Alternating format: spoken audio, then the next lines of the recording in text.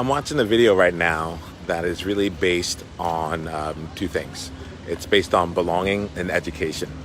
And the video got me thinking. It got me thinking a little bit around, they said something really around the importance of acknowledging some of the challenges. Sorry, there's a sweeper coming by, so I'm gonna let this come through first. Hey, keeping it clean here in Singapore. All right, I think we can hear each other again. So the video brought up belonging in education, and it was really talking about some of the challenges that are involved in when it comes to identity, and how just even some of our word choices can create some feelings of not belonging within education. And there was one sentence that actually got me onto this Facebook Live today. And really what came up was one of the panelists talked about being able to acknowledge some of the challenges that are there, and then choosing to acknowledge them, but then move toward the vision of what you really wanted. And I thought that was really unique. He actually mentioned, he's like, Obama was really great at this. And it got me thinking a little bit, because I'm like, what is it that he did that was able to create and bring people together in such a way?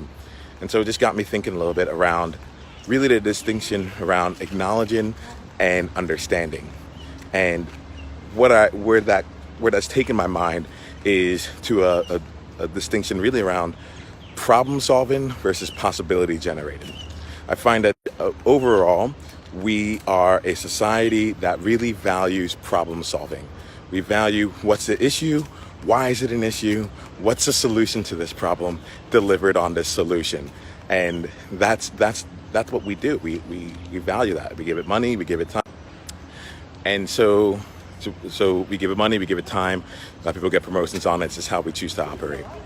On the other side of things will be more like the possibility generating side of things, which would be, okay, I am creating something new in the world. I'm creating something that maybe hasn't been done yet, or is different from what we've already experienced. It may not be just a solution to a problem, but is a new way of looking at this that makes the problem that we're all facing right now completely irrelevant. And the concept of understanding and acknowledgement, I think, plays out really well here, because the thing becomes, I know when I work with a lot of problem solvers, and I'm a problem solver myself, and I'm good at it. I'm really good at it. So I have to actually catch myself here. I just want to make sure, I'm not sure if this is in here. I just got some new headphones, and it might be bringing up something that distracts. So I apologize. But when I get into problem solving mode, I am constantly looking to understand, why is this an issue? What is going on with it? What's happening here? And we typically can spend a lot of time just trying to understand the problem, which is great. When it comes to possibility mode, though, and I find this happening in my coaching conversations, and a lot of my coaching revolves around belonging. At the end of the day, I'm finding ways for leaders to feel more comfortable with who they truly are, so they can bring out their unique gifts in the world, whether it's in the workplace, whether they're entrepreneurs, whether their gifts are within a society or within a community. I really just work to help them be able to feel comfortable with all of that.